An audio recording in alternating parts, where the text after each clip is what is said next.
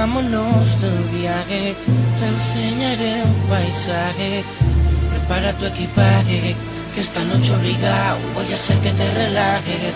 Y si te vas en mi viaje, te va a gustar lo que traje. Prepara tu equipaje, que esta noche te vas de misión.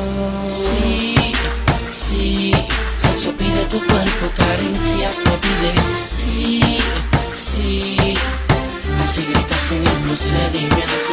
Sí, sí, sexo pide tu cuerpo, caricias me pide. Sí, sí, acércate y siénteme por dentro. ¿Qué puede pasar si me llevas a un lugar donde nadie nos vea? Sin rencores, sin problemas, sin importarnos lo que digan o crean. ¿Qué puede pasar si llegamos a ese lugar y nos amamos? Si cariño nos damos, si uno al otro confiamos. Dime tú, ¿por qué me tienes envuelto? ¿Será tu movimiento, rápido o lento? Me hace pensar que la vida es un cuento. Vámonos de viaje, te enseñaré un paisaje. Prepara tu equipaje, que esta noche obligado voy a hacer que te relajes. Y si te vas en mi viaje, te va a gustar lo que traje. Prepara tu equipaje, que esta noche te vas de misión. Sí, sí, sexo pide tu cuerpo, caricias me pide. Sí, sí, así gritas en el procedimiento. Sí, sí, sexo pide tu cuerpo, caricias me pide.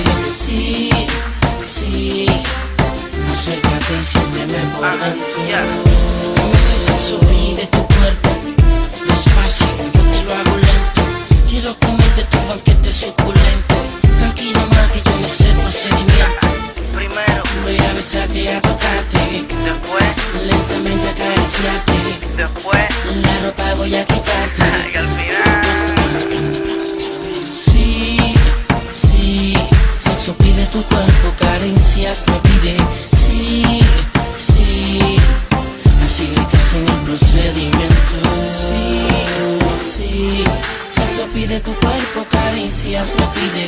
Sí, sí, acércate y siénteme por dentro. ya.